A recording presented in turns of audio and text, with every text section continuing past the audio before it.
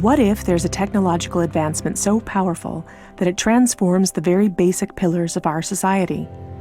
A technology which fundamentally influences the way that our economy, governance systems, and businesses function, and could change our conceptual understanding of trade, ownership, and trust. This technology already exists, and it's called cryptocurrency. People often think of Bitcoin as only virtual money or a transaction system. But if you look closer, you'll see that the monetary aspect is just the tip of the iceberg. That's because Bitcoin is a groundbreaking internet technology for which money is merely one of the possible applications. Money exists to facilitate trade. Through the centuries, trade has become incredibly complex. Everyone trades with everyone worldwide. Trade is recorded in bookkeeping, and this information is often isolated and closed to the public. For this reason, we use third parties and middlemen we trust to facilitate and approve our transactions.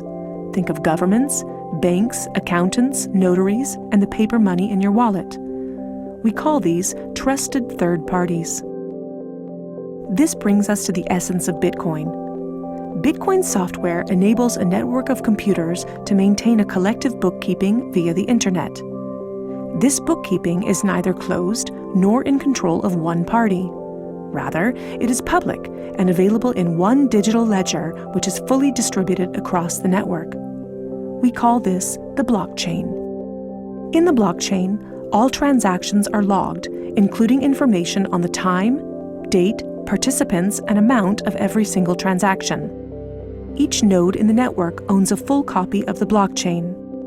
On the basis of complicated, state-of-the-art mathematical principles, the transactions are verified by the so-called Bitcoin miners, who maintain the ledger.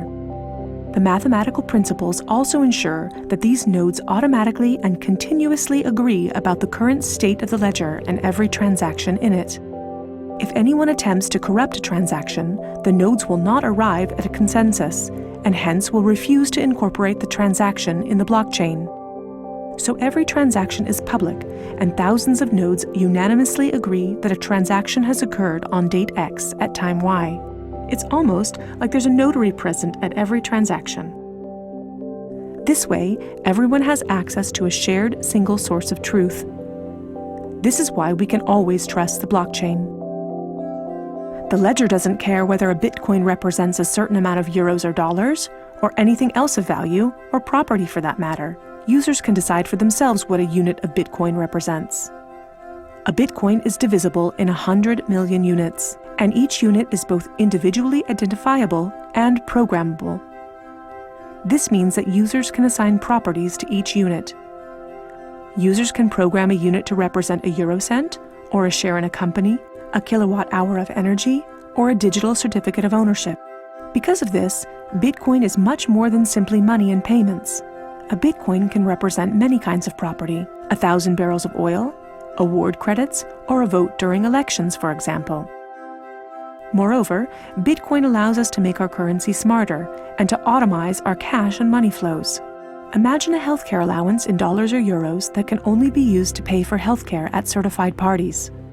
In this case, whether someone actually follows the rules is no longer verified in the bureaucratic process afterwards. You simply program these rules into the money. Ergo, compliancy up front. The unit can even be programmed in such a way that it will automatically return to the provider if the receiver doesn't use it after a certain amount of time.